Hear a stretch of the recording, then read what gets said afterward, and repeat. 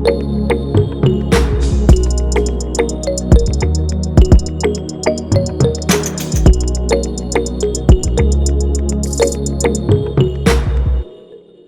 Everyone, welcome back to the video. और आज के इस वीडियो में हम देखेंगे कि नॉन स्टैटिक वेरिएबल्स क्या होते हैं और हम इनको कैसे डिक्लेयर करते हैं। So let's get started. तो यहाँ पे हम लोग देखने वाले हैं कि नॉन स्टैटिक वेरिएबल्स को कैसे डिक्लेयर करते हैं। सो इनसाइड अ क्लास, अगर हमारे पास कोई भी क्लास है लाइक कंपनी नाम की एक क्लास है और यहाँ पे हम कोई भी एक वेरिएबल को डिक्लेयर करते हैं, जैसे कि इंट बॉक्स साइज, एंड यहाँ पे हमारे पास कुछ मेथड्स होंगे, public static void, then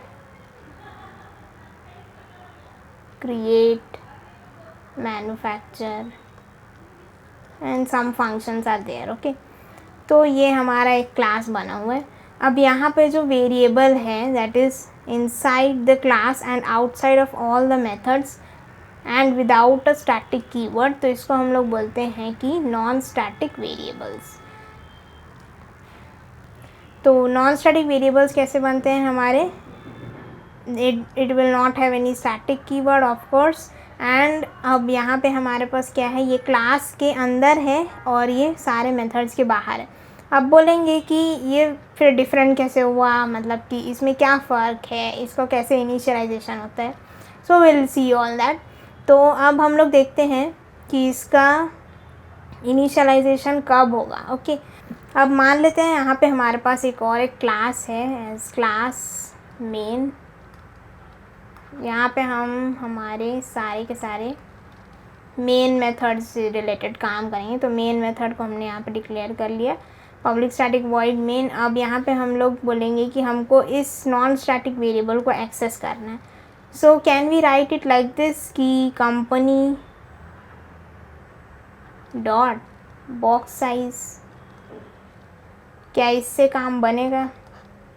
so बिल्कुल भी नहीं बनने वाला, क्योंकि ये जो है ये एक नॉन स्टैटिक वेरिएबल को हम क्लास नेम के साथ एक्सेस नहीं कर सकते हैं। It can not be access by using the class name. इसके लिए हमको क्या करना पड़ेगा? To access this we need to create the object. So we need to create object. तो अब इसका हमको ऑब्जेक्ट बनाना पड़ेगा। तो हम यहाँ पे बनाएंगे object as company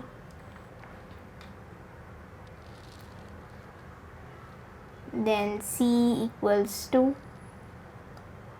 new company। तो यहाँ पे हमने बना लिया हमारा ऑब्जेक्ट एज C। अब हम इसको एक्सेस कर सकते हैं by using this reference variable of object. तो अब हम इसको लिख सकते हैं C डॉट बॉक्स साइज। अब ये हमारा जो होगा एक्सेसिबल होगा। तो अब हम लोग ये देख सकते हैं कि यहाँ पे हमने इसको एक्सेस करने के लिए एक ऑब्जेक्ट क्रिएट किया। So the first point is that we need to create the object to access the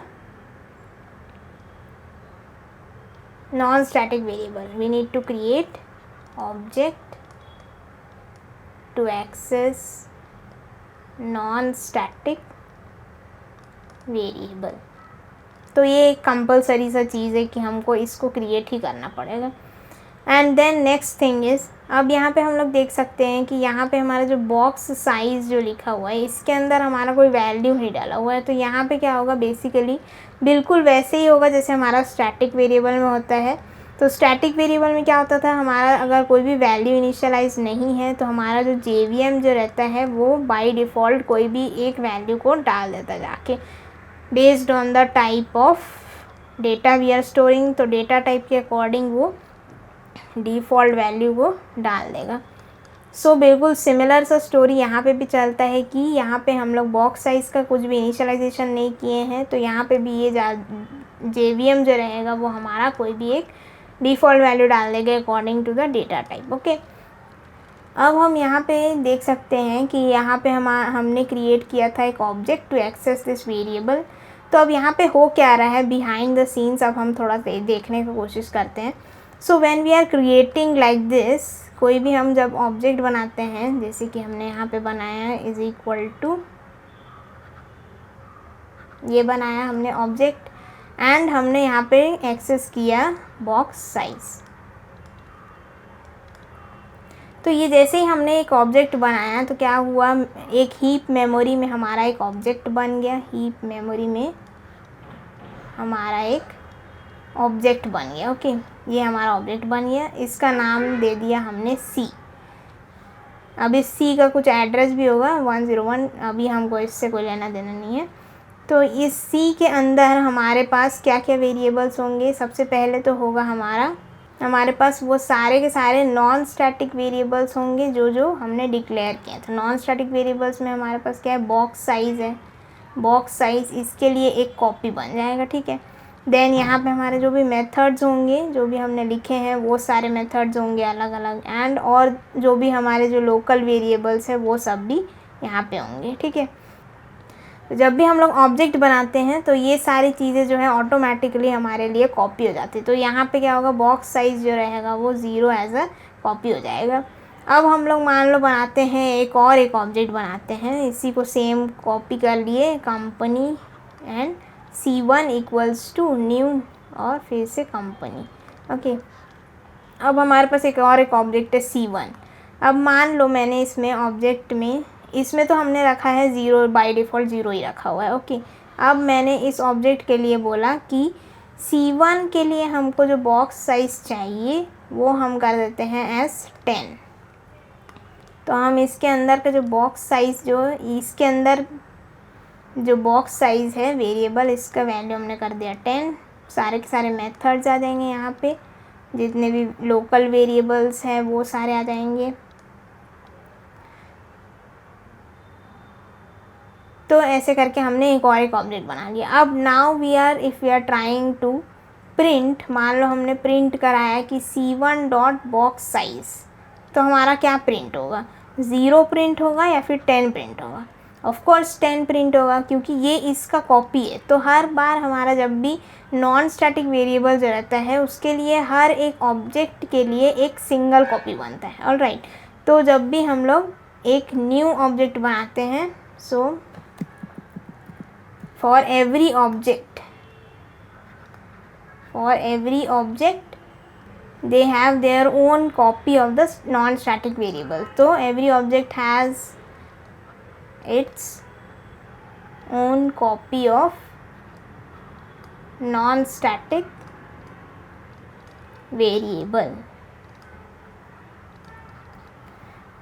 तो ये होता है हमारा यहाँ पे प्रोसेस। तो अगर हम लोग C1 dot box size print करेंगे तो यहाँ पे हमारा प्रिंट होगा 10, एंड अगर हम C dot box size print करेंगे तो अब हमारा प्रिंट होगा क्या, 0, क्योंकि ये दोनों के लिए अलग अलग कॉपीज़ को क्रिएट करता है। जितने बार भी हम ऑब्जेक्ट क्रिएट करते हैं, मान लो हमने एक C3 भी ऑब्जेक्ट क्रिएट कर दिया, तो इसके लिए अलग से फिर से एक बॉक्स साइज़ का एक वेरिएबल क्रिएट होगा और इसका भी एक वैल्यू होगा जो कि शुरुआत में 0 होगा, एंड आफ्टर मॉडिफिकेशन जो भी हमने मॉडिफाई किया है वो वैल्यू आ जाएगा।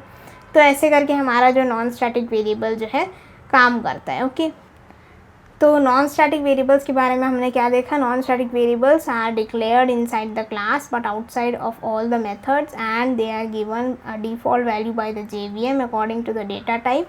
एंड हमने देखा कि ये they are not accessible by the class names, we always have to create the object for the non static variables. और अब हम लोग देखे हैं यहाँ पे कि for each and every object single copy, that means its own copy of the non static variable is created. तो ये हमारा कुछ पॉइंट्स है जो कि हमको याद रखने हैं नॉन स्टैटिक वेरिएबल के लिए। तो इन सभी चीज़ों को एकदम मेमोराइज़ करने की ज़रूरत नहीं है। अगर आप अच्छे तरीके से समझ गए हैं कि किसका क्या कितना ऑब्जेक्ट बन रहा है एंड कौन सा चीज़ किसके लिए यूज़ हो रहा है, तो आपको काफ़ी इजीली समझ आ जाएगा कि नॉन स्टैटिक जो वेरिएबल्स रहते हैं वो हमेशा ऑब्जेक्ट्स के साथ काम करते हैं, और जो स्टैटिक वेरिएबल्स जो रहते हैं वो हमेशा क्लास के साथ काम करते हैं। ओके, तो अभी के लिए बस इतना ही दिमाग में रखना है, एकदम ज़्यादा कॉम्प्लेक्स नहीं करना है, और अभी के लिए बस इतना ही रखते हैं। एंड नेक्स्ट वीडियो में हम देखेंगे कि हम इसको कोड में करके देखेंगे कि जितने भी आपको डाउट्स हैं कि हम कैसे इसको एक्सेस कर रहे हैं, कैसे मेथड्स बना रहे हैं, तो वो सारे चीज़ों को हम कोड में करके ट्राई करेंगे। एंड कहाँ पे हम लोग इसको एक्सेस कर पा रहे हैं एंड कहाँ कैसे हम इसको डिक्लेयर करते हैं, एवरीथिंग हम लोग किसका कितना स्कोप है, कहाँ पे ये एरर देगा, हर चीज़ को हम लोग वहाँ पे अच्छे से देखने वाले हैं। So don't worry about that. Next video में हम लोग देखेंगे कि हम इसको कोड करके देखेंगे, नॉन स्टैटिक वेरिएबल्स को यूज़ करेंगे वहाँ पे। So I hope you like the video. Thank you and see you in the next video.